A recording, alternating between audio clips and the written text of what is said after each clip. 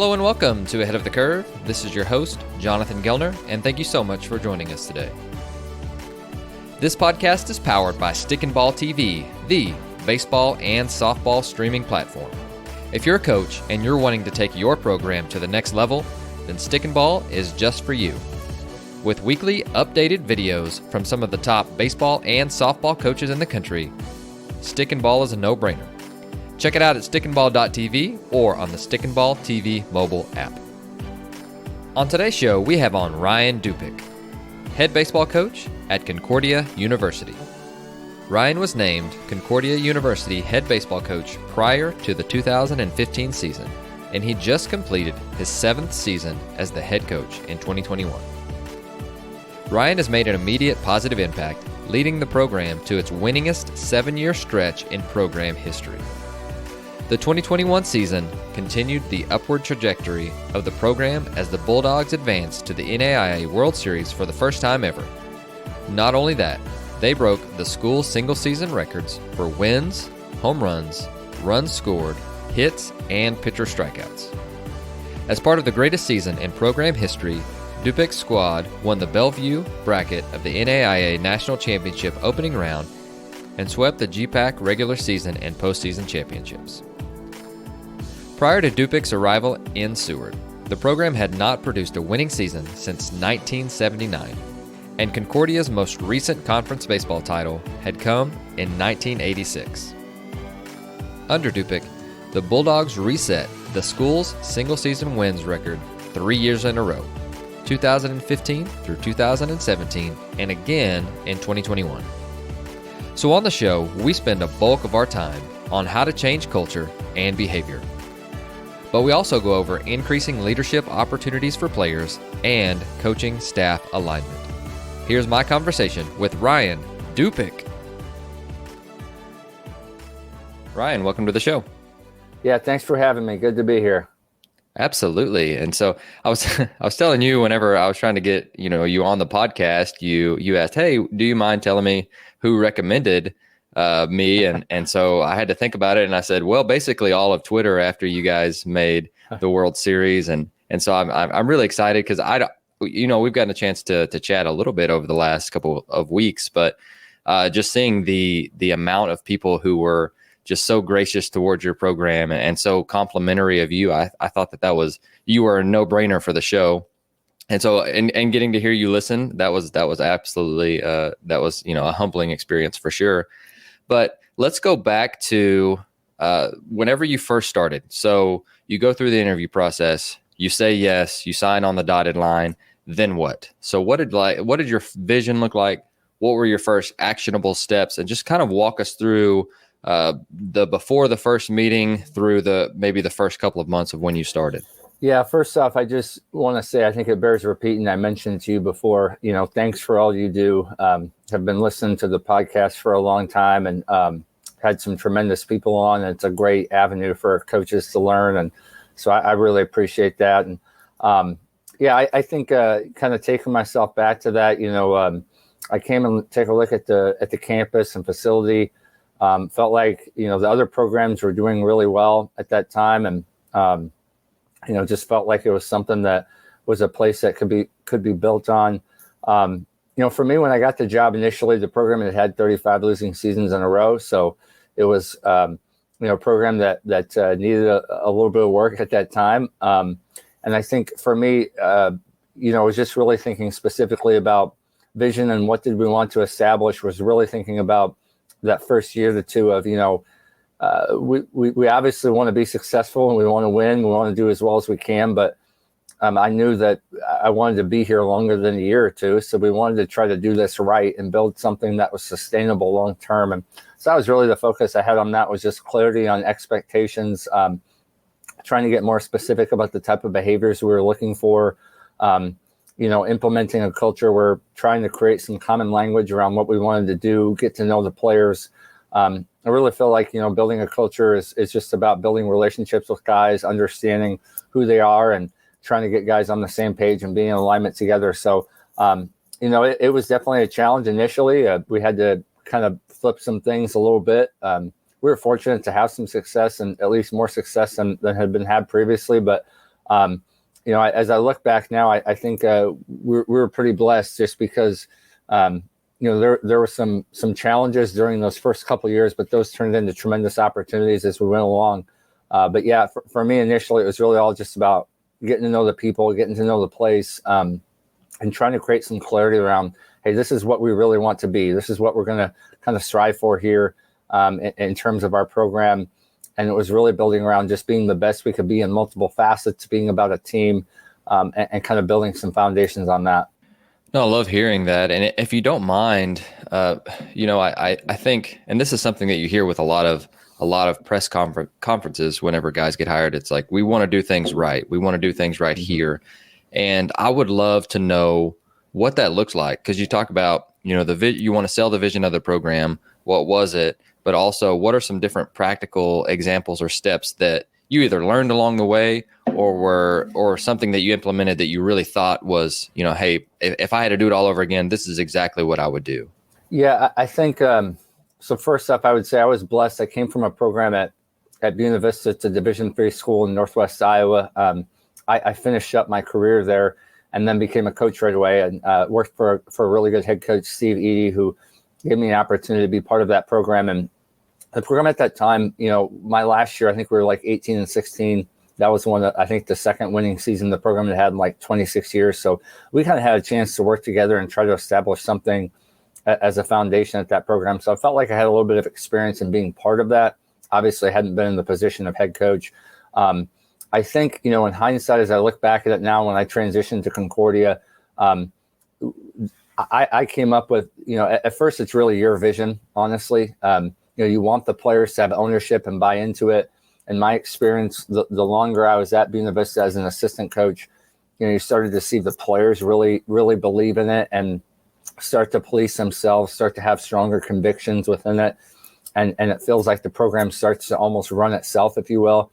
It never runs itself perfectly, I think, as we all can understand, but you start to see much more buy-in, but that takes a lot of time. So I think the biggest challenges initially were, I felt like this is what we want to do. We talked a lot about having a championship expectation in various areas, whether that was the classroom, social decisions, what we're doing on the playing field. A big challenges we had back then were, I think, self-awareness. I think when you become a part of a program that maybe had some losing seasons in the past, everybody wants to win. Of course they want to win, but maybe they don't necessarily understand how to do that. So for me at that time, trying to create, I guess, get a lot of input and feedback from them. God bless them. They were good kids, but they just didn't really know. They hadn't been a part of it before. So it was a ton of education and then trying to build relationships to get them to buy into what you were establishing. I think the guys felt like they knew that, hey, this is building. But it really came down to, I'm really fascinated by human behavior. That's something I'm really kind of interested in, is like you see some guys start to, get that and it starts to click for them and they start to make sacrifices for the good of the team and themselves.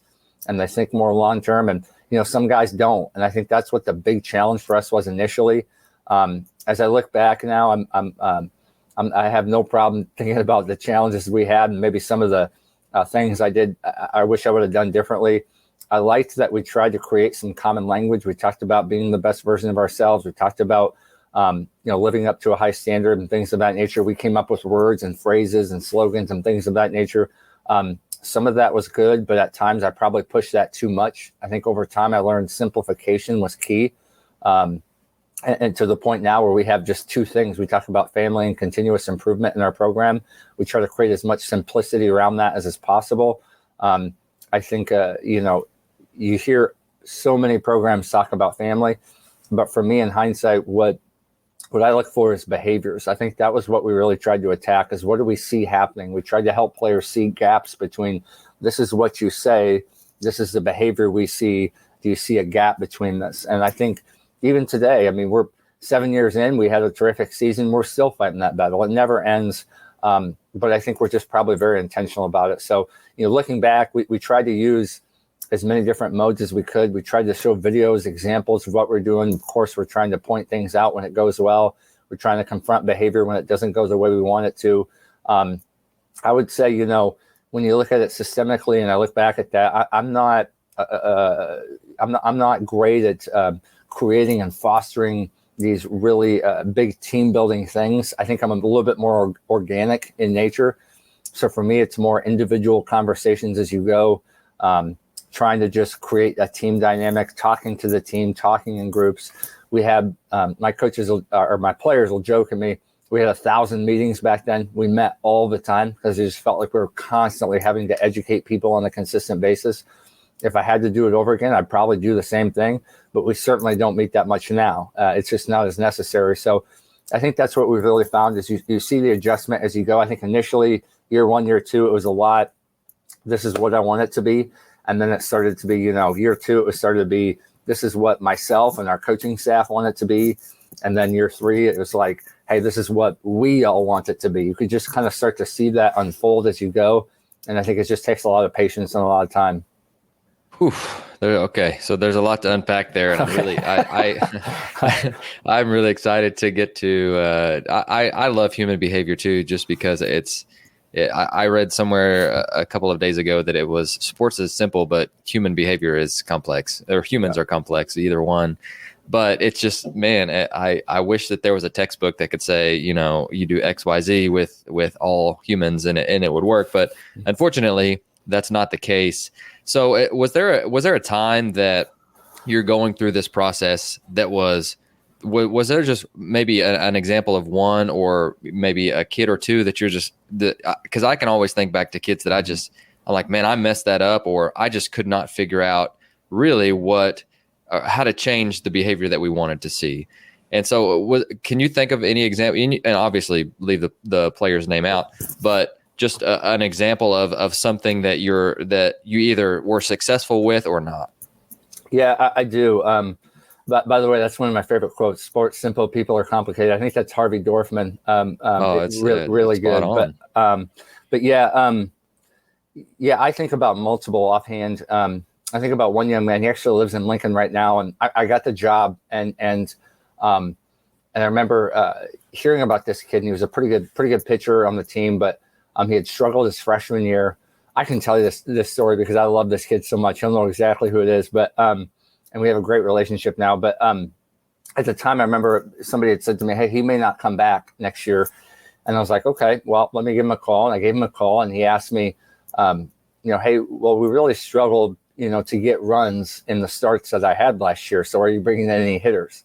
And I said, we're obviously going to work on that. I've had the job for about 3 days. So, no, we haven't brought anybody in yet. But, we're all going to try to get better. We're going to work on this together, et cetera. Called him a couple of days later, and he said, we really struggled to make plays defensively, when I was pitching. Do we have any fielders coming in? And I kind of said, hey, look, brother, you seem like a good kid, but, your ERA was like 8 last year or something like that. You gave up about 40 hits in about 20 innings. So we all got a lot of work to do. I don't think we have any one problem. And looking back on that, I think that's more of what it looked like, instead of, we created this system where, we had everybody do this and say this, and then everybody, I just don't, maybe that can work, but that's really not probably my strength area. It's more having good conversations with kids, being honest with guys, helping them see what they're good at, helping them see what they bring to the table. I think when I look back, the thing I'm probably most grateful for is we were consistent in the way we handled guys. We had I'm not somebody that comes in like, I'm going to get rid of these guys and stuff like that. That's not really my nature. But we did have to dismiss, 2 guys from our program. One was the best hitter on the team, and one was the best pitchers on the team. And the pitcher I talk to this day all the time. He just texted me, a couple of weeks ago about when we made the World Series and stuff like that. So, I think that was clear because guys saw, okay, I guess he kind of means this, regardless of who we are as a player, like, we're going to get this people thing right. A lot of the players now from the past talk to me about really pushed in them, like, why are you here? Why do you do this? Why do you play baseball? Let's dig deeper, try to understand what's your motivation behind this. And so anyways, I think we had a lot of situations where guys, we had to dive into that a little bit and help them see the gap between what they were doing and what they wanted to do. But I think, there are certainly situations where I probably could have handled things better at times. I think there was tons where it went really well, but I think human behavior is fascinating. It's something I'm, have really gotten into specifically within the last couple of years. And I have a little bit of a counseling background, got my master's in school counseling. So that's always something that's been pretty intriguing to me. And that's probably why, as coaches, we all try to live in our wheelhouse a little bit. And so that's something I guess a reason why we've dived into that so much. Oh, I really like that a lot. And, before we start digging into just the more of the baseball, I guess this is the baseball side, but like the team stuff. But I want to know, so this is a theory that I have. I've not been a head coach, but it's something that I'm starting to try and develop ideas to, be forthcoming with that if that time comes, and just trying to put out fires whenever I see them as an assistant. And so when I was growing up, we had rules, and whenever you broke these rules, then you ran and you didn't like running, and then you changed your behavior based on this. And now I start to see just the same, and this is in the school setting too, of the same kids that are going to detention, or the same kids that are doing the same things over and over, and there's really nothing that changes. So they, in a school setting, it's you get detention or you get suspended, and then you go home and you go to that, and then you come back and then you do the same thing again. Yep. And it never does change behavior. So for some kids it does, but for some kids it doesn't. And so I would love to hear, especially with your counseling background, of how do we get to the heart of the kid? Yeah. And I think that you mentioned it with whenever you said that you are trying to find what motivates them, what's their why are they here? But do you kind of have an out of the box approach to upholding standards? Because again, when I was growing up, it was, if we don't get it through your head, we'll get it through your legs, which just meant we were running a ton, and I hated it. But there were some players that it never really got to. So can you unpack that? I basically just vomited a lot of words on you. So just by all means. That's great. The first thing I would say is, if I had one specific answer for that, I'd be a liar if I said I had one specific answer for that. I do think it's, I think problem solving is not often linear. I think there's multiple variables that goes into this. I think, every now and again, it's probably okay to do something physical, but to your point, to just kind of hit on that and that be the only thing is probably not going to work real well. And honestly, not something we probably go too much. Reading the Urban Meyer book, Above the Line, I think about the quote, "Don't get furious, get curious." I mean, there has to be a reason. Why is this guy doing this? I think that's so really good. What makes me is like, what can I unpeel to understand? I was that guy first. It's like, I just get mad and say, hey, just do this or you're gone or whatever. But at some point, I have to understand, why is this guy doing this? And I think I know it's an unbelievably simple answer, but simplicity, I think, is key. I think question asking. We have to put people in positions where, one thing that I'm really proud of in our program, and this speaks to the upperclassmen in our program, do a tremendous job of, they create great safety in our program. We talk about, when guys come in, we want you to be yourselves. We're not asking you to be somebody else. As you do that and be yourselves, here's a couple of things we're going to ask you to do. But these are things we really want to stand for. And I think the older I've become as a coach, quite frankly, the less that I have like, you need to be like this and do this and do that. I want you to be yourself. We want you to be free, to be who you are. I think that's the only way guys can feel comfortable enough and safe enough to bring out the best in themselves. I think it's less, we're going to pile a bunch of stuff on top of you and create this. It's more, how can I get to know you and bring the best of you out? So for me, when those problems arise, I think it's more of, trying to get the guy in a setting and an environment. Obviously sometimes it can happen in your office, but sometimes it's best outside of your office, because then it's not like you're the teacher, that you're bringing them to the principal, if you will. But to have those conversations, to seek to understand. I remember having a conversation with a young man in our program who's a tremendous player right now. And he was really kind of closed off when he came into our program. I felt like he was a great kid, but he wasn't really quick to allow people in, if you will. And so I remember having a conversation with him in the outfield about it, and just asking him a ton of questions and asking him about his past and seeking old coaches and what have you learned about this, and just kind of pointing out, I think eventually if we're patient enough and we ask enough questions, we can get them to say something to us that kind of flips the trigger. We seek first to understand, and then not to be understood. We really want to understand them as a person first. But I remember a point where it was like, I said to him, hey, it's okay for you to share some of that stuff you're struggling with me. And he said, I don't do that, and that was kind of that wall of that point where he was like, hey, I'm not that guy.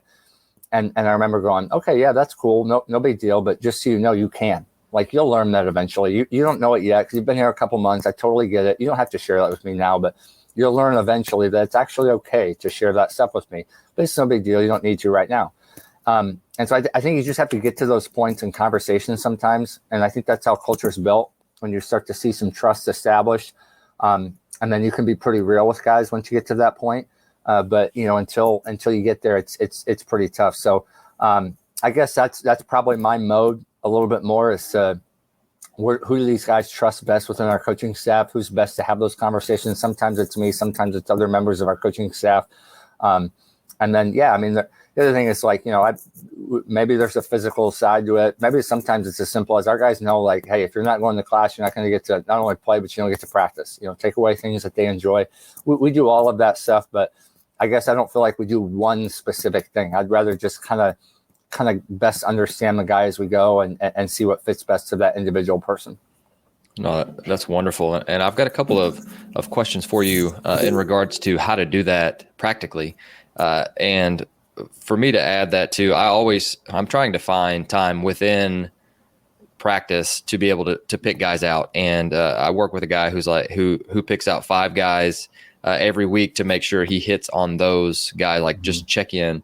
Because we coach a position group, or we're coaching hitters, and I never talk to the pitchers, and we try and find 5 that we haven't talked to in a while, and he does a rotating list, which I think is great. But I always stay after and pick up baseballs. I always try and go out whenever they are playing catch, and then BP in the outfield if I don't have something that's defined, like you just said, that's a time that maybe we can pull one of those guys aside that you see something. Or you notice, bad body language, or they're not themselves today. And those are just times within that it's a little less, hey, come to my office, and a little less stressful, I guess. Do you have anything in regards to things like that, or anything you'd like to add? Yeah, I would just say it's less invasive. You're 100% right. I mean, it doesn't feel like they're in trouble that way. I honestly am doing the same things you are. BP's a big time. When guys are shagging, it's a big time. When they're transitioning from one thing to another, maybe they just get done with this and they have a break before they go to defense. Weight room's been a good one for me too, just because I'm not in charge of that setting. We have a strength and conditioning coach. So it's like when I'm in there, I'm there to help, and they know I'm still want to help and encourage them and stuff like that. But like, it's kind of like it's not my room, which I kind of prefer. I think anytime you're in the head coach position, when you walk into somewhere, they kind of feel like you're in charge, right. Which I get, and that's fine. But honestly, hitting is that way for me, because I'm a pitching guy, so I work with pitchers. So I totally understand where you're coming from. Same concept for me. When I show up every day, my mind's on the pitchers, trying to help them get better. But when I go to hitting practice, and we have a great hitting coach, so for me, it's more like, how can I maybe just kind of see what they're doing and connect with them and understand some things as they go.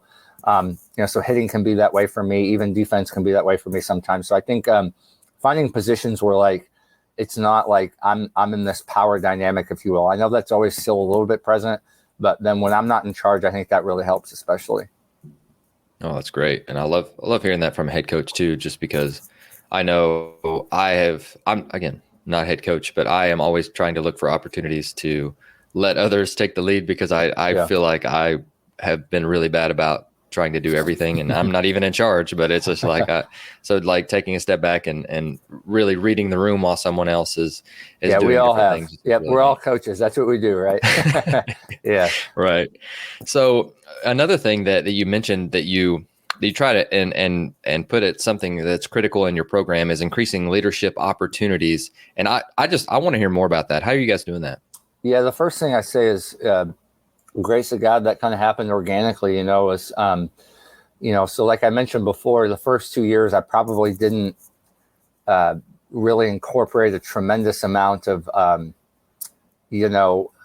input from the players. I did at times, but it was more like, hey, we were really trying to establish this. And a big change for our program was from the transition from 2016 year to the 2017 year was, first up, we had an assistant coach, Bryce Berg, who now works in the Twins organization.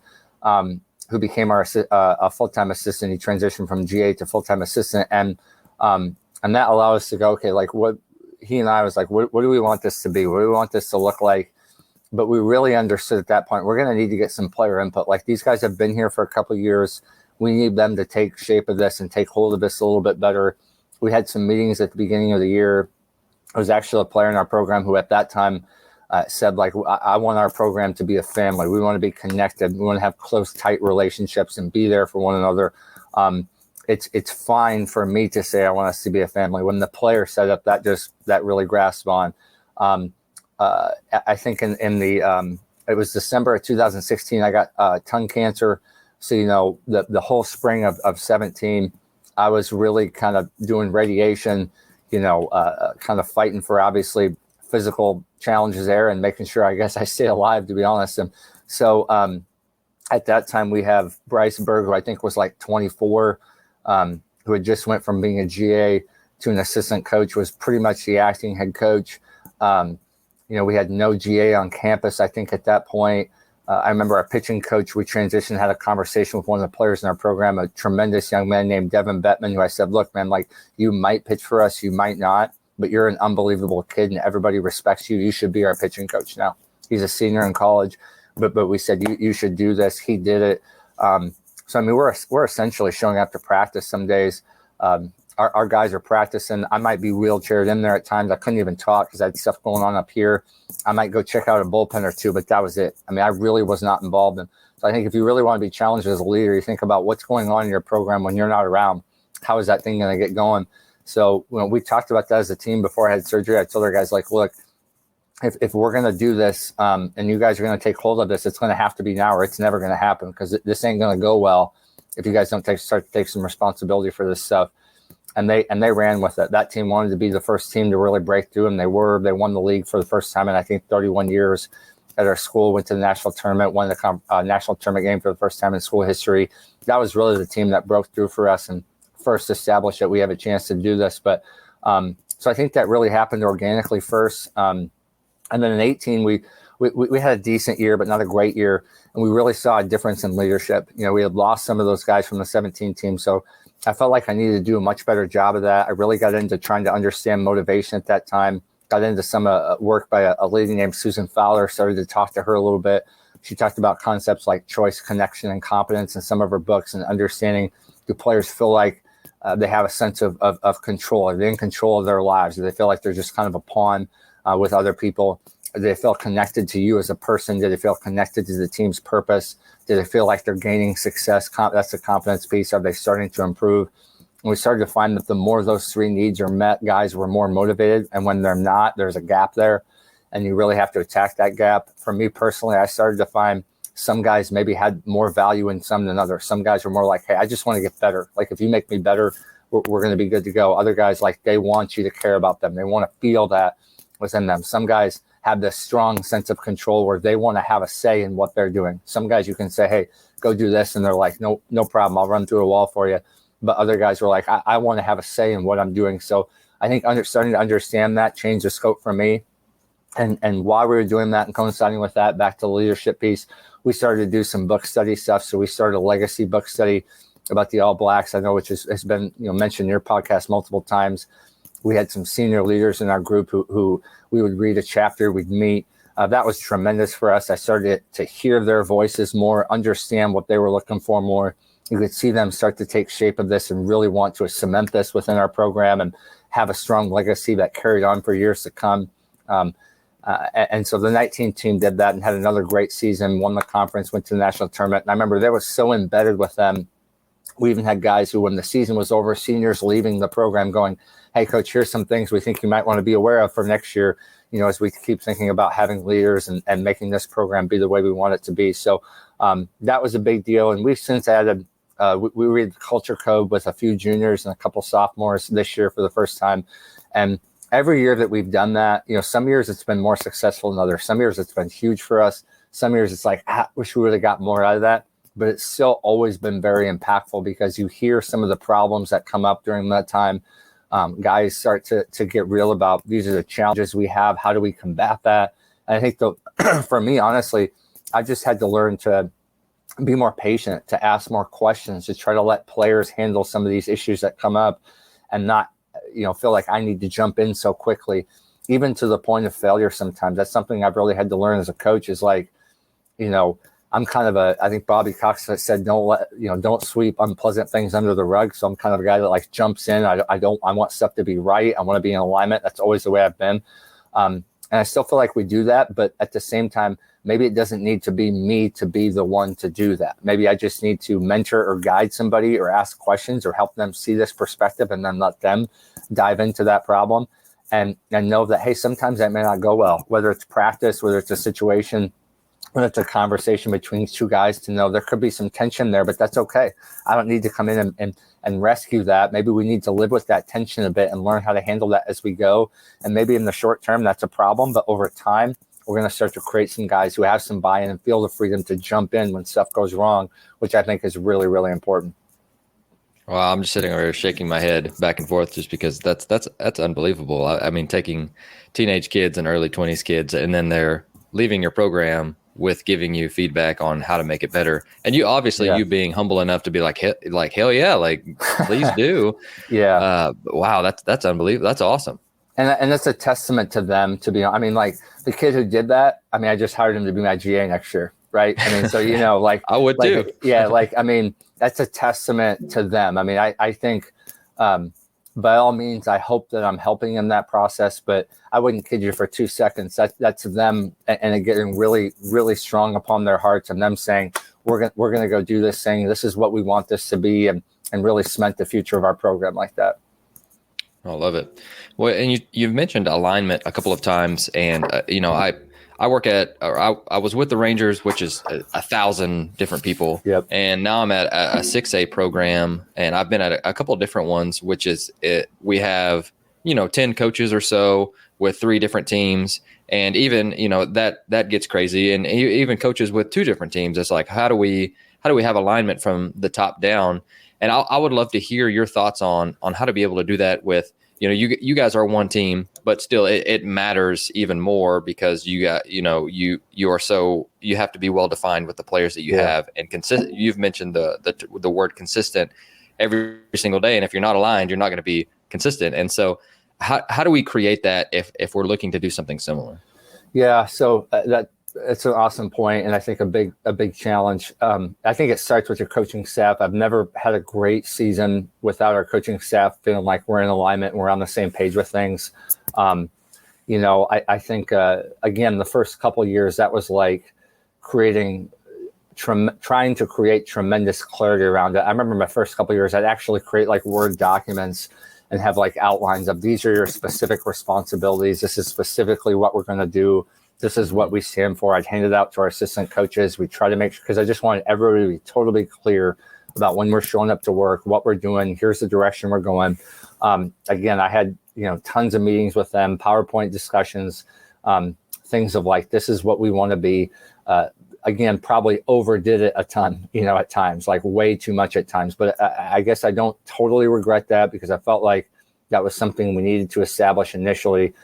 Once you started to see some fruit from that labor, and you started to see the program start to create some success, then we were just really blessed that we were able to start to add on people who already experienced it. We had graduate assistant coaches like Jake Adams and Casey Hall, and guys who'd already been a part of this before, who would come back. And so they were literally choosing to work on your staff because they had enjoyed that experience on their end, and they wanted to stand for that. And that's what I really learned over time. We've since added to that. We got, like a Wade Council. So we've done some guys that, were part of the program, like Jake Adams and Casey Hall and Wade Council, and great guys. Then we've added in people from the outside who we know live up to those ideals, like Jonas Levin, who's been a GA, and then Caleb Lang, who's our hitting coach right now, who is not a good coach. He's a great coach. I mean, does a tremendous job. But we're able to start to sort of unpack, like when I'm talking to coaches, it's more like, to be honest, when our hitting coach job opened up, we had so many applicants. And I guess, for me, it was like, yeah, knowing what you know about hitting is fine. But I really just want to know like who you are. Because I feel like if we can be aligned and you see the world a certain way, you want to learn, you want to grow, you're humble, you want to get better, you're competitive, the rest will kind of take care of itself. Like, we'll figure it out. To me, what you teach around that is like, well, if you're humble and you're open and you want to learn, that's no problem. We'll figure it out. It's not a big deal. But if you're set in your ways, if you're arrogant about it, if you don't want to have conversations, you don't want to keep growing, keep learning. For me, I've been really strongly influenced from Ron Mulforth and the Texas Baseball Ranch, and I think they say down there, like, the only day that I can't remember the phrase, but the gist of it is nothing's going to stay the same. We're constantly going to be evolving. We're constantly going to be growing, and that's really how I feel about our program. We had a really good season, and I've got like tons of stuff I feel like we got to get better at. It's just constantly the way it's going to be. So when you can get coaches who I think are on the same page with that, and then you can trust them to instill that with their guys, I think that's so important. So we really started with that, with alignment within the coaching staff. And then I felt like when I did the book study stuff, I admittedly, being a competitive person, we're all competitive. We want to win. It's really about that. We want to create some leadership around, here's the behaviors we want. Here's what we want to do. We want to help guys grow as people, and we want to help them grow and be better on the field. So it was really multifaceted. We wanted guys to be able to feel like we're impacting them within their lives, and they're being of service to other people, and they have the ability to be, eventually good husbands and fathers, be good at their work, but also be able to impact some of the behaviors on the field, solve some problems together, figure it out as a group. But I think one of the other things that really created that is it created this tremendous forum for me to be really transparent with them about some of the things we were going through. The more trust I built with our players over time, it's so fun because it's allowed me to be like totally transparent, to say, hey, we're going to do this, and I'm not sure about it, but this is what we're going to roll with. Or, you know what, we got to do this in practice tomorrow. We got to handle this situation this way. And if I'm being really honest with you guys, I'm not sure that I'd really prefer to do it that way, but here's why I'm going to do it. So we're going to roll with it. And I think when you're real with them like that, it just creates such alignment, because they start to understand when coach is making decisions, he's really thinking this through. We trust the direction he's going. We're going to roll with this. And now one person's decision becomes our decision. And so I think that's where leadership and alignment comes, is a lot through transparency, being honest with people, just really saying, hey, this is what we're going to roll with, or getting their feedback and going, hey guys, I hear you saying this. I kind of have this perspective on it and want to roll like this. What do you guys think? Once we can be transparent, be on the same page with stuff, I think that alignment is much, much easier. No doubt. I hear some Brene Brown vulnerability in yeah, in very stuff, much right? so. She's great. Yep, very much absolutely. So, this is okay. This may be the toughest question that I ask, and it's a little bit off script, but I want to know. So, again, looking forward to how do we create alignment, and how do we create, I love the word clarity, just because I feel like most players and coaches will do what they need to do if it's clear. Mm-hmm. And I want to know, because again, type A, I am trying to take my foot off the gas pedal of control. I want to know, how do we balance clarity with like stepping, I guess the word would be stepping on, other people's toes, or getting in their way of being themselves. How do you balance that with, hey, here's what's important for the direction of our program, but you can put your own spin on it here? Does that make sense at all? Yeah, 100%. So I would say, I got like 1,000 things going in my mind. That's a fantastic question. And again, not saying I have the answer to that, but the first thing that comes to mind for me is like, we want to create clarity around things that get outcomes. We want to start with positive outcomes. So I think about it from a pitching perspective. It's like a lot of our guys are doing like summer plans right now. So what I actually ask them to do is I say, create your own summer plan, send it to me. In my world, I don't really feel like most of our guys are going to create a plan that's perfect, but that's okay. They're going to have a say. They're going to have a voice. They're going to be able to figure out, this is what I have available. This is what I feel like I can do. And that allows me a chance to sort of poke and prod and ask questions in and around that. I think it comes back to the outcomes. You get guys who go, I'm going to lift, I'm going to throw, I'm going to do this and that. Okay, that's great. What do you need to get better at? And sometimes you get a blank stare on that. And I think instead of making choices around what I feel like I can do, we want to make choices around what gets outcomes and results. So we'll try to create, that's where I think data does come in well, when you can create some clear information around, hey, look at the successful guys we've had. This is what they did well. They threw this pitch for a strike this much time. They have this many pitches they could work with. They had a swing and miss secondary. They had this and this and that. I feel like if you and I, like if me as a coach and you as a player can get aligned to saying, our successful guys have done this, the process below that is where I feel like we can work together and like we need clarity right here. We have to know that this is what success is. The game of baseball, like the way we get those outcomes has kind of changed and evolved. The processes change, the adjustments change. We find new great ways of teaching, but being what you need to be good at hasn't necessarily changed a ton. It's still relatively similar. It's still a game. And so I feel like when we can create clarity around this, saying, hey, look, you got to get barrel if you're a hitter. You got to swing at strikes. You got to get your pitch to hit. You got to be, as a pitcher, like you're going to have to throw your fastball to multiple quadrants or multiple parts of the zone. You're going to have to be able to throw your secondary pitch for a strike. If you can create a swing and miss in a big situation, that's huge. If you can have a secondary pitch that you can go to when you're behind the count for a strike, that's huge. So we know this stuff. We've known that forever. Now, how do we accomplish that? That's where the discussion piece goes in mind. For some guys, it's like, we need a ton of mechanical work. Here's some drill options. What feels best? Talk to me about how you feel when you do that. What are you more dynamic with? You want your secondary pitch. Are there drills that are better, feel better for you? I love this drill. Great, run with it. Because for me, it's like, if I can get a guy to tell me he really believes in this, I honestly don't know if I care that much if he does drill 1 or drill 2 while he's trying to throw a secondary pitch. Like, if he really feels like this is going to help him, then go with it, man. Like, that's great. So I think creating alignment around those, like, this is what we need to accomplish now. Hey, I'm your coach. How can I help? How can we work together to accomplish this? What do you think you need to do to get to that point? And hey, you know what? I got a little experience here too. Maybe I can throw something in from that perspective. I think is a big deal. But you mentioned type A personnel. That's me to a T. And I think what I've learned over time is like, I don't want guys doing the wrong things, but I would almost rather have a convicted guy doing something that I maybe like. If I have option A is to do this because I think this is right, and option B is I'm not totally sure, but man, he believes in it. I guess I've just learned over time option B can often be a little bit better. And I feel like I'll still find that time when failure occurs or when he's searching for something that I can poke a little bit more of this piece in as I go. But I think just being patient and allowing that guy to have some some ownership in that process is huge. But again, like that's where I feel like as a coach we have to come back to. You said clarity. I love clarity.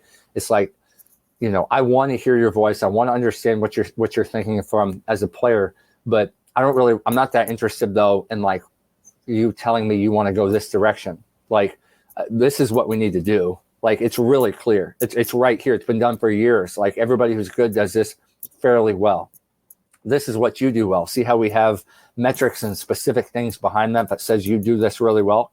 Okay, so we know that this is the track we want to go. So now help me solve that problem. Don't tell me I'm a good fastball breaking ball guy. I want to work on my fourth pitch. Like when we don't have 2 pitches yet, we don't have 3 pitches yet. I'm not really that interested in the fourth pitch. I'm not interested in your fork ball. I'm interested in this and this right here. How do we solve that problem together? No, that's great. Great answer. So one of the things that I think that I really want to dig in a little bit further with you, and that's really building teams. So we've talked a lot about the individual piece of it, and we've talked we really talked a lot about both of them, really. But how do we go about forming teams? Because every year you're going to have 25-30% turnover. Junior colleges that are listening, half or more. And so I would love to just hear how do we put the let me see exactly what you said earlier. You talked about we want you to be your best self, but also we want our team to be the best, and sometimes those don't always align. So unpack that for us, if you don't mind. Yeah, I think as a coach, I think it's important to figure out your trigger points, what things you're really uncomfortable with. And, as a type A personality and somebody who probably likes control, my trigger points were more when I was younger and less as I'm older. So I do think it's important to, I guess I'll say this. I don't want to be the military. I don't want to tell everybody how to do every single thing. I think that takes away a lot of ownership and motivation within the person and the player. So for me, over time, like my biggest trigger is just selfishness. It's just not something I connect well with. It's not something I want to be around. I think it's okay as a coach sometimes to again, maybe that's inherently a little selfish on my side to go like, I just don't really want to deal with this. Right. I can deal with, a philosophical difference here. I can deal with this challenge here. Don't really care what side of the government platform you sit on. Don't really care if you, believe this or that. But, if you're about you, that's going to be really tough to be a great team. Like if that's all you really care about. because at some point that's just going to drag others down. It's going to create challenges within the dynamic of our program. We really feel like teams can be bigger than the sum of their parts. So for me, that was really the trigger we had. That's where we built around that family piece. But then within that, as we have continuous improvement. So I think the individual piece and building teams comes to like, what do we specifically need to do to help you improve? But we have to continue to create a motive behind that. And that motive has to come back to the team. We've heard that over and over again. I remember, I think it was when the Cubs finally broke through and won the World Series, Theo Epstein made a comment about that of like, if there's one thing this year shows you, it's what something people can accomplish when they're about something bigger than themselves. That's the end of the day, what we're trying to create within teams is guys who are willing to be as good as they possibly can be, but then still find ways to sacrifice for the good of the team. I think that's kind of what you're alluding to there, and that's tough. I think that takes a lot of transparency and honest conversations.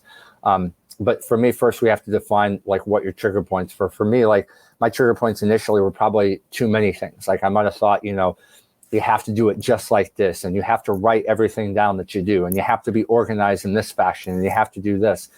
I still think those things are really good, and I still encourage our guys to do it. But I've also found some guys that maybe operate a little bit differently. And so just trying to be a little bit more open to different sides of that scope, but at the same time, still having like bottom line stuff you really stand for. And that is, we want to be selfless. We want to be about the team. We want to work very hard. We want to continue to push those directions and maybe not worry so much about some of the other stuff. So I think if you're building a team, if you can get guys to believe in the overall cause of what you're doing, you can get them to actually buy into the point that if I do this for the sake of the people around me, I'm going to get a better experience myself, and they're going to get a better experience myself. That's what it comes back to. It feels human nature to say that if I think about myself and self-protect, then it'll be best for me. But that's not actually how it works. We get much more joy in life when we see ourselves be able to dive into the lives of others and build people around us. And so I think showing examples of that, talking about past examples of that, whenever you can find examples of videos or guys at the highest levels that they know and respect speaking into that, I think that's really huge. So that's how we try to build teams, is build around that team concept.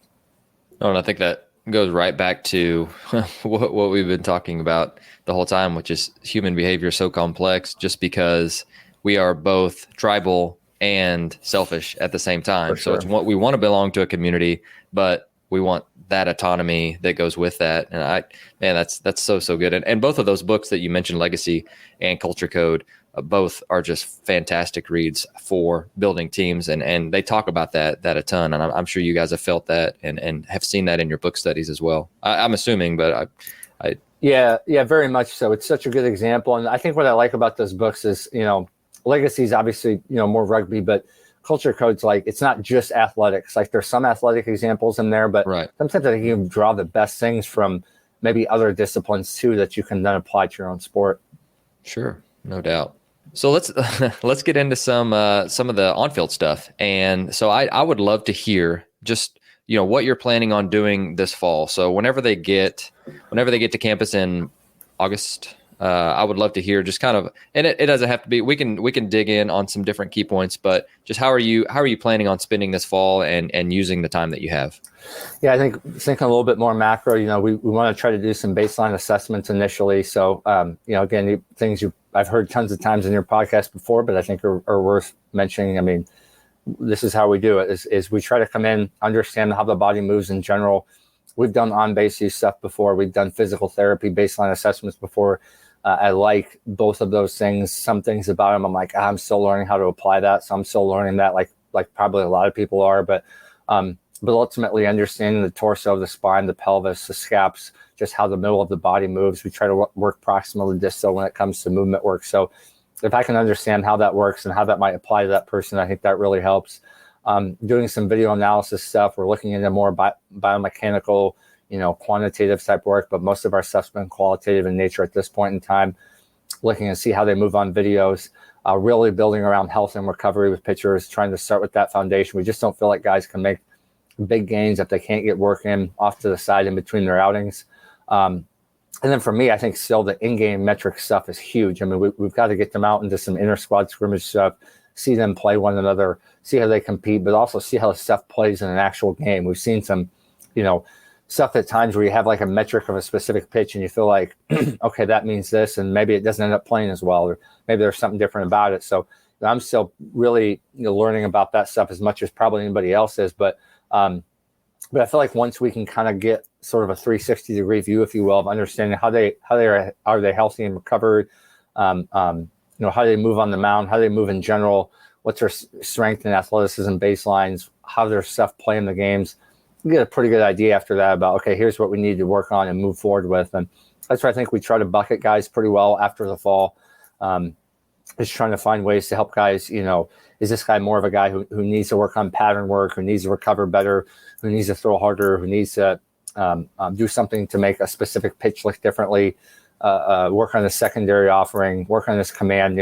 That's where I feel like we try to really create tremendous clarity and really simplify. I think a big thing now is there's so much tremendous information out there. If I'm a player, I'd be overwhelmed. And I see that with players a lot where you get a guy who's like 84 to 87 and you're like, okay, you're going to go home for the summer. Tell me what you want to look like when you come back. And he's like, I want to be 88 to 91. I want to get my fastball to both sides and be able to elevate it. I want to throw my curveball for a strike, have a wipeout slider, and be good with my changeup. And they're like, okay, but right now you're 84 to 87. You get your fastball at 52% strikes, and you occasionally get the curveball over. Like, that's awesome and really well intentioned. But how can we try to simplify this a bit and go, I'm not sure we're going to be like a 4+ pitch guy in 2 months. Like, can we create some clarity around this and go, where are we going to really put the best bang for our buck? I think that's really a huge thing within training. So we try to create that in the off season, then go all in with it. And it can be, 1 to 2 things. 3's pushing it. 4 to me is like that's a lot. That's going to be really tough.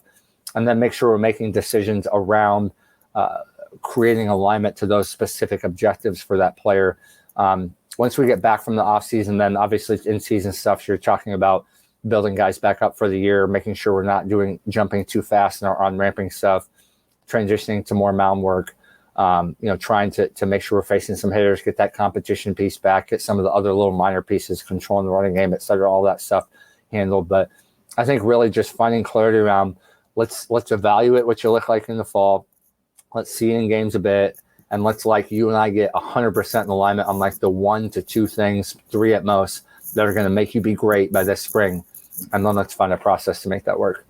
I really like that a lot. And again, that's a very, very great summation of a long time period. And so I love getting to hear just the macro view of that. So whenever they do get back from campus, which you're praying that nothing goes wrong over winter break, which is what every college coach says when they come on here, which is funny. And I get, but they come back from break, and then let's go from preseason to in season, just mainly on the sticking points. So for what have you learned that we need to do X, Y, and Z before game one? And then we'll talk about the in season stuff right after that. Yeah. So I think trying to view it like, maybe there's a cap. I think I'm not barring a concept of listening to Eric Cressy speak a lot, barring a concept of his into that specific area. Everybody only has so much they can do. So you have to start to borrow parts from different areas. You can't just keep tacking on. So for me, the transition is maybe we're doing more training style work separate from the competitive atmosphere as we're building into when we come back into January. But once you get back to January, you're going to have to borrow some volume and repetition and intensity from that and start to tack it on into more of the competitive game atmosphere, live ABs, things of that nature. So that's why I think clarity and simplification becomes incredibly important. You have to be able to go, what's the best bang for my buck? What do I need to have right? And really making sure you build around strengths too. I think that's a big thing in season is, redefining a third pitch or, trying to make wholesale changes in season is pretty tough. So for me, it's like when they come back and we get to January and we see where they're at, it's like, what's going to make this guy great? And how can I make sure he feels great about that as much as possible? And then we're still going to kind of filter a few other things. And early to mid-January, we can still try to get some work in to make some changes. But boy, then as you kind of brought up, once we get to in-season, it's going to be really tough to adjust to that and to make big wholesale changes. So I think the main focus for us is how can we make sure we're handling the body? How can we consolidate stress, work on a high-low model, make sure we're not taxing the central nervous system too much? I think the biggest change, or probably a big surprise, is guys just, when you go back to January, actually probably should be more clear and almost should be less for me than it should be more. Of the off season's more challenging because you're so far away from a competitive game that you feel like you can fit in more. But once you get to that in-season mode, it's like, this is when you're going to pitch. You pitch here, you pitch there. What can we do in between? We're probably consolidating these two heavy CNS times with some really good recovery work in between, and find that 1 to 2 days in the middle we can really go get some work done on what didn't go so well on the back end of that stuff. Kind of try to view it like going up and down a mountain from a CNS activation perspective. So I think that's really the big part for us that we try to focus on is, again, just making sure we're not constantly piling more on, but simplifying, being fresh physically, mentally, while still trying to create some challenge in that training to create some adaptation to get better. No doubt. And I think that's the tough part for me too. Once we get into season, and even now, it's like, okay, what's the most important thing? Like, we're transitioning from in season to where we have a decent data size of what their stats were and how they felt, and now they're getting into summer ball and into our off season period, and it's it's really trying to scale back. Okay, we can do all of these things not well, but we can do one of these things. Yep. Really well. So let's start to tick away at that, and it's led to some really good conversations, just because I'm perfectly upfront, and I'm like, guys, we can try this, but if it doesn't work, we need to try something else rather than continuing to just pound that. But yeah, it's such a great point. It's such a great point. It makes me think about, I remember reading a story one time a long time ago where I think Tom Izzo had said, we're going to push the ball in transition. We're going to be elite at rebounding. We're going to do the other stuff too, but I want to do that really, really well. And I do think we, as coaches, have to you can't be perfect at everything. You just can't. You have to decide, based on my skill set, based on who we have in this team, how do we really dive in and go all in with this stuff?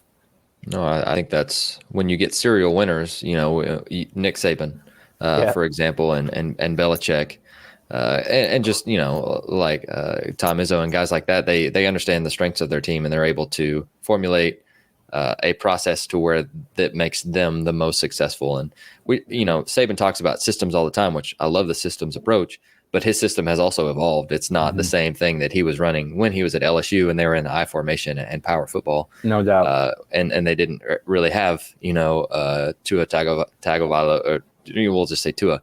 Because I get tongue tied over here. But anyway, so no, it's a great thing to remember. And I've never had to see the overview of how practices should be run in season, but I do love the aspect of, okay, here's what's important to us during the season, and we have X amount of energy that we have to expend a large part of that on the competition piece. So I would love to hear just, what are your best practices in season? And a lot of it has to do with feel of the team and where you're at. And there's just so much that goes into it. But for those that are listening who are transitioning from assistants to head coaches, who will be wanting to think about this in the near future, just what are some things that you learned that worked and what didn't? Yeah, I think that's a great question. That makes me think I've had to learn to be at peace, where my just kind of my mode is like, we have to push every day and get better. And I think I've had to learn to be at peace that it's relatively clear now, and research, if you will, but that, hey, we're going to need some recovery periods. We're going to need times for guys to reset, to hit the reset button, and that we can't just keep pushing 7 days a week. Like, they have to be able to have some time to recover, to feel good physically and mentally. So I think, sometimes that's tough for us as coaches. It's hard for me anyway, when I walk in and be like, okay, they're going to go light today. And it's like, man, like we got to get better at this. So, and we need to go game speed. We know we need it to be game speed. We need to have it, equal or be even a little bit more than the actual competitive environment. But, there's something to making sure some days, that you're resetting just a little bit. I think that's key.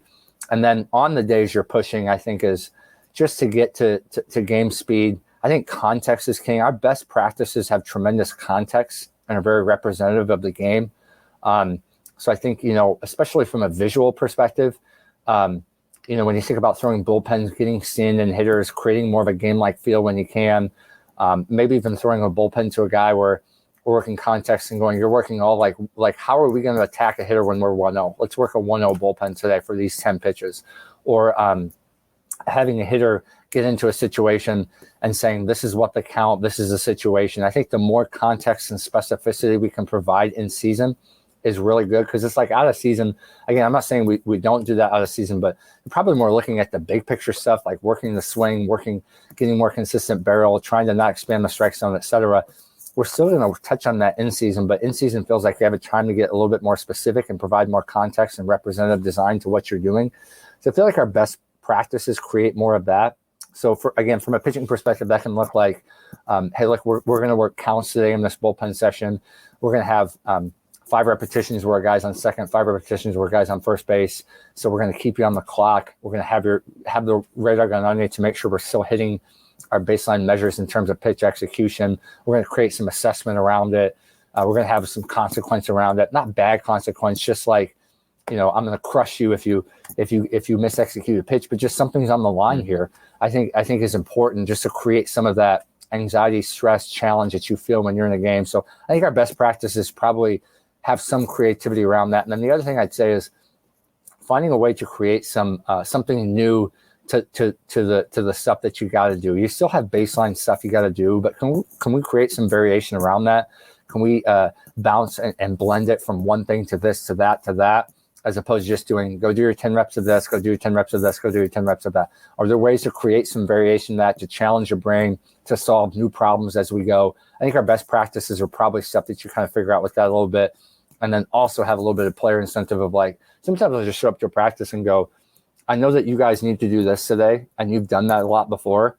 Can you take like 2 minutes and think about how you can create some variation or something around that so that they have some ownership and trying to be creative and find a new way to accomplish that same objective? I think those are some of our best practices in the season.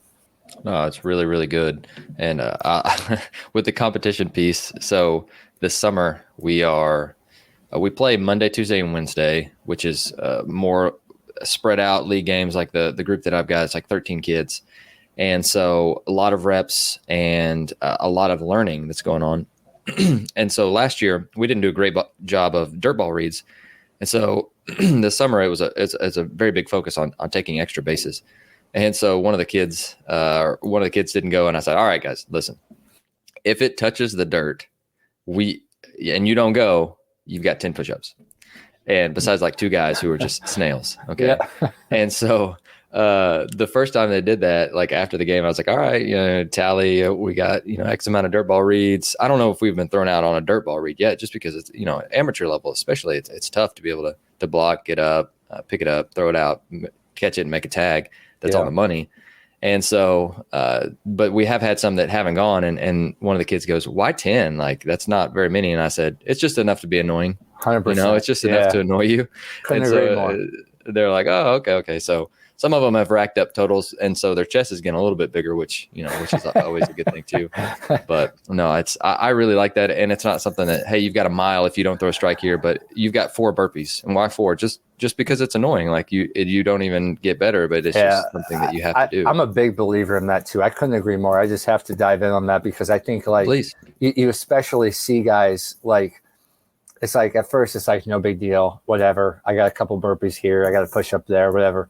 But like the 6th time they do it, they're kind of like, God, really? Like I have to do this again? It's just enough to acknowledge to that guy that that's not what we're looking for, and we need you to adjust. We need you to make a change. I feel like that's probably the magic spot of consequences, to not go, we're just going to physically crush you, which we know impacts skill development anyway, or to go, hey, whatever, no big deal if you make a mistake. There's just something in the middle there that I feel like we can find. I couldn't agree more. I think that's really important.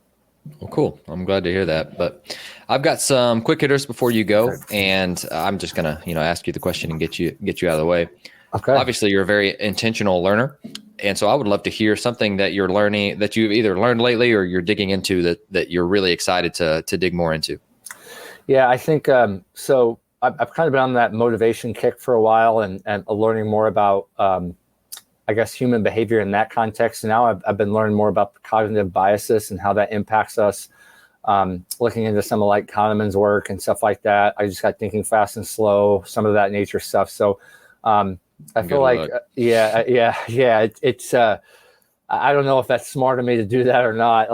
I'll be pretty messed up probably for a couple of weeks this summer and have to call my buddies and have them get, chop me back down off the ledge here. But no, I'm interested in learning more about that because I think it really connects into self-awareness and it connects into the decision-making that we have.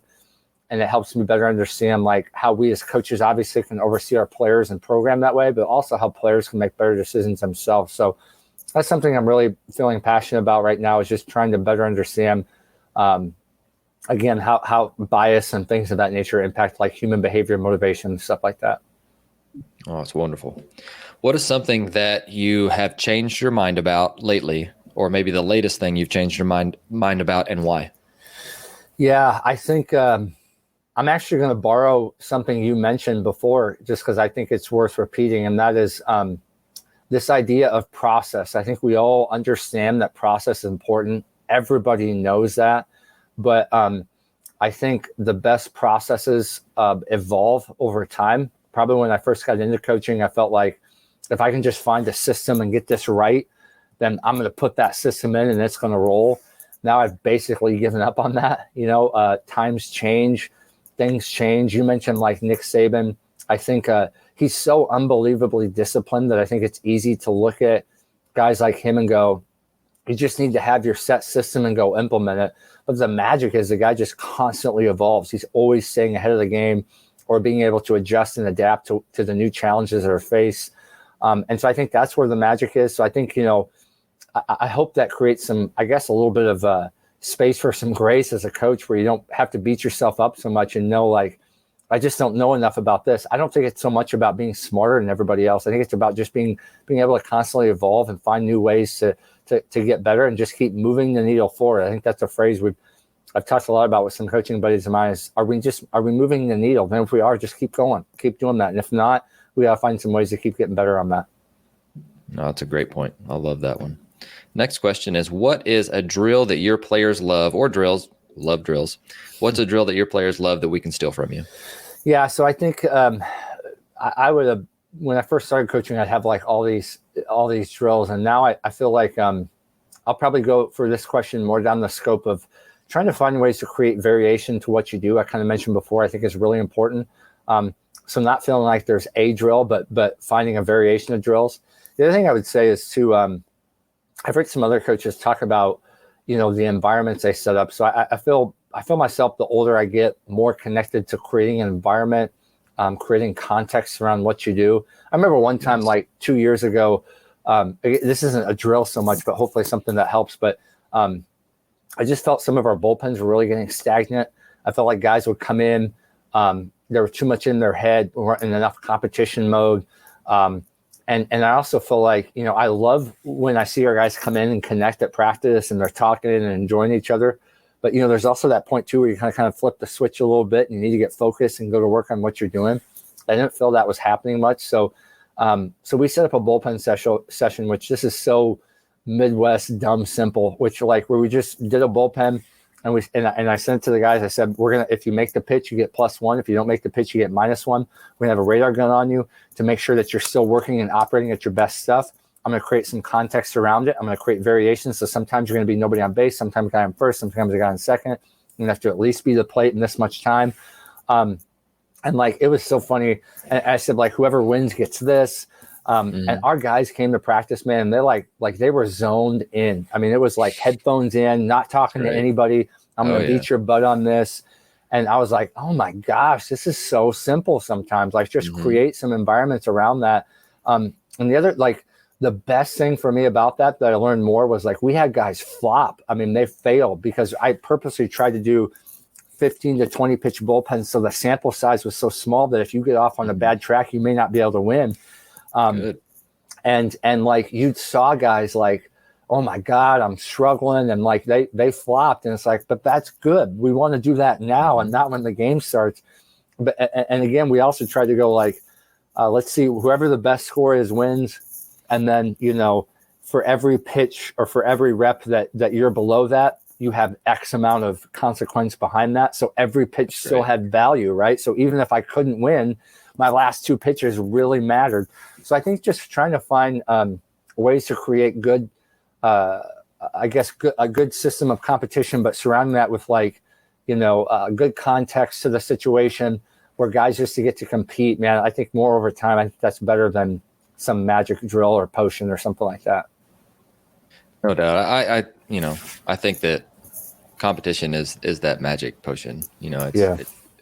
Saying kids don't love to compete is just, that's not true. They just want to compete in what's important that they think is going to make them better. For sure. So finally, the last question, and I'd love to hear, there's a couple of books that you've mentioned, Legacy, Culture Code, Thinking Fast and Slow, and then you mentioned Susan Fowler. I'm not familiar with Susan, but I would love to hear your favorite book from her. Yeah. But is there any other resources besides those that you have loved that have made you a better coach? Yeah. So I will acknowledge that I really like to read. So again, this is such a great question because as anybody would say, one book, it's never one book, right? There's always a variety of books, but Susan Fowler she's done a lot of research about motivation.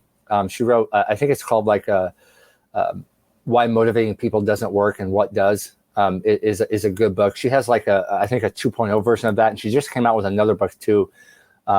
If she hears this, she's going to really give me a hard time for not remembering what the title of the book is. But yeah, just if you Google her, just put Susan Fowler author, Susan Fowler books, you'll find stuff on that, which I think is really good. And what I appreciate about her work is it's very simplistic, not in terms of saying it's not in depth. She's got tremendous depth, but she has a really unique skill set to be able to apply it in a simplistic way, which I appreciate.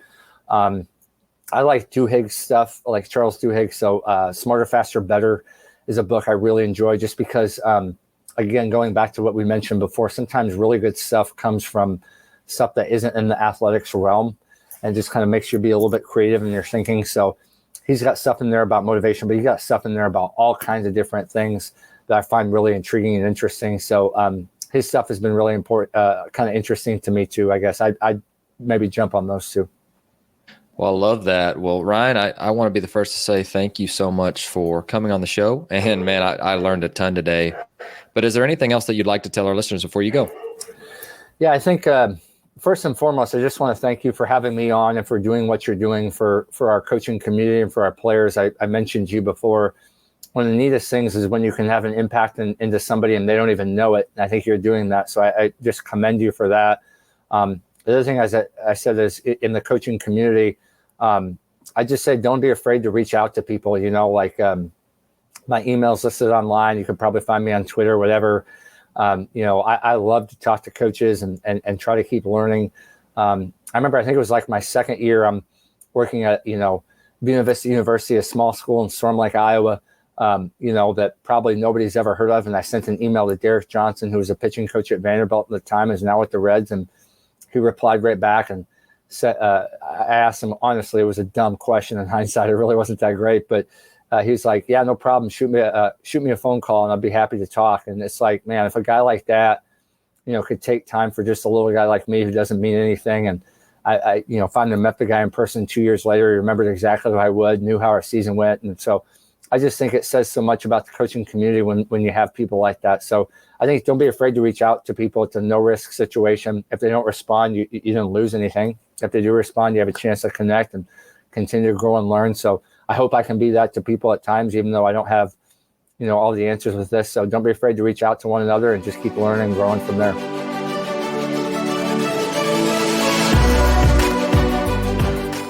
Thank you for listening to Ahead of the Curve. You can subscribe on your favorite podcast platform, which could include Apple Podcasts, Google, Spotify, Stitcher, or YouTube. And if you're enjoying the podcast, please share it on social media to help get the word out. Once again, thank you for joining us.